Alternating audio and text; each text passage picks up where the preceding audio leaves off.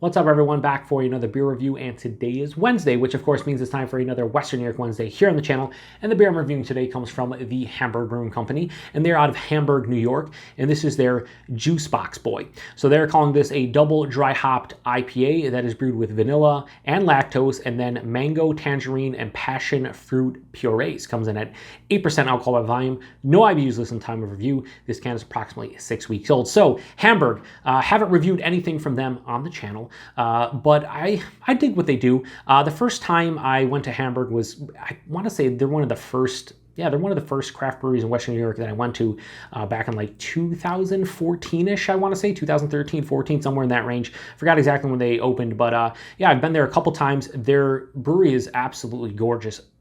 Fantastic facility, and I really like a lot of their beers. Most of their beers they package I've had before. They're solid, but they haven't released anything lately that really piqued my interest, so to speak, except for this one. And I saw it and I grabbed it, and then shortly after I grabbed it, I saw two friends of mine and fellow beer tubers, Chris over at Off the 10th and Brian over at Buffalo Beer Reviews, review this one, and they were loving it. So I was like, I'm glad I picked it up. Now, when I picked this one up, it was right around a month old, so we're at 6 weeks now, and it's been sitting in the fridge for a couple weeks, but we should be okay. I had other beers I had to drink before it, so yeah, here we are. So this is 8% alcohol by volume, and they just call it an IPA. It's a double IPA, whatever, doesn't matter. It's basically like a milkshake IPA. For the hops in this one, they're using Palisade, Denali, Simcoe, Strata, and Centennial hops. And I can't believe I just remembered all those because I usually forget everything. Kind of a weird mixture of hops for like a milkshake IPA, New England style IPA, but whatever.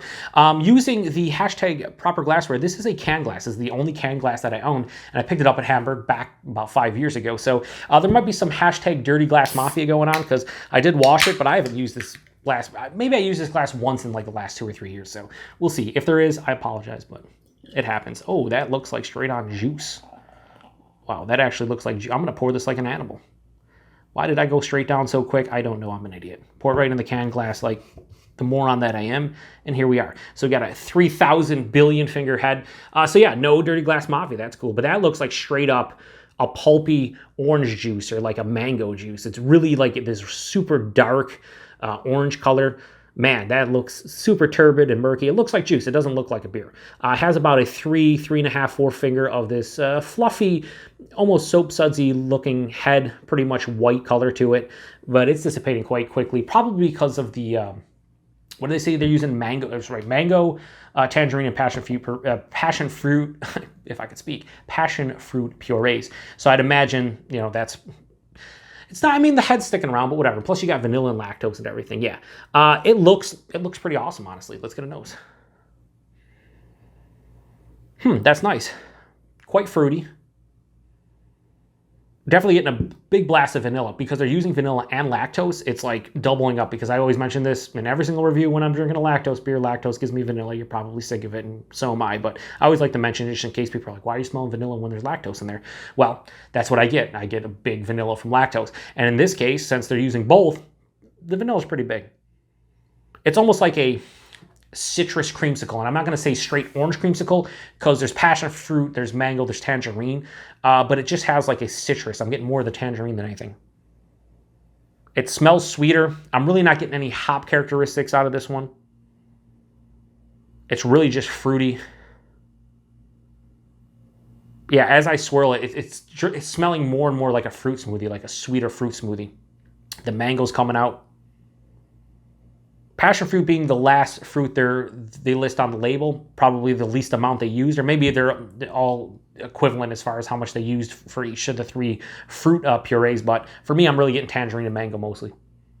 It smells pretty damn good. Let's get into it. Cheers, everyone.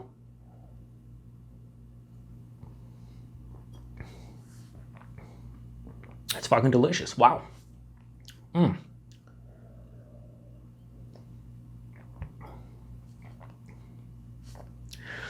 Right from the get-go, this reminds me of the Grim Pop series. And some of you might be looking at me a little bit weird. Maybe your head tilted, like, what are you talking about? The Grim Pop series, if you've never had it, from Grim Artisanal Ales, they have a series of beers called Pop, one of my favorite series. And it's basically a Berliner Weiss that is brewed with vanilla, lactose, and then they usually either have a fruit puree in there and a dry hopping, or just a dry hopping, or just a fruit puree. This tastes like one of those that has an addition of some kind of fruit and a hop. And that's what I'm getting from this, and it's fucking tasty.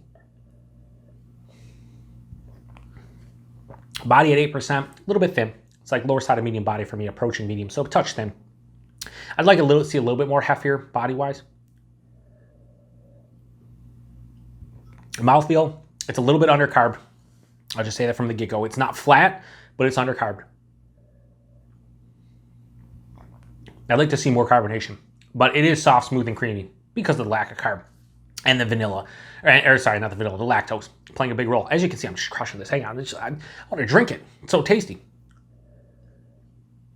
So that pop series that I'm mentioning, that I'm referencing, those are like usually like 4 or 5%, something like that, maybe 6 at the highest. And this one drinks bigger. I can tell on the palate into my chest, this is 8%. I would maybe guess like 7.5, but it definitely has not a booziness. It's just, you can tell it's a bigger beer outside of the body being a bit thin. I can tell it's a bigger beer. Man, the flavors are awesome.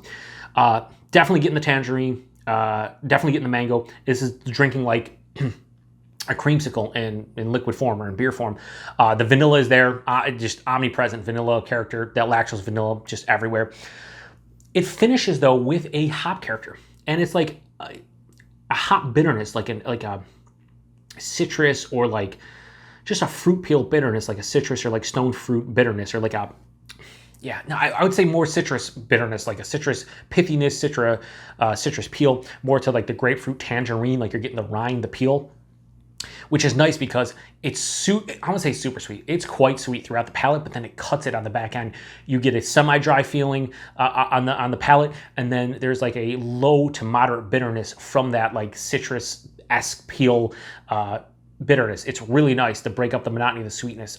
It doesn't finish as sweet, but it's sweet, like 3/4 of the palate is sweet, and then on the finish it's like, no, here's some dryness, here's some bitterness, balance it out. Nice.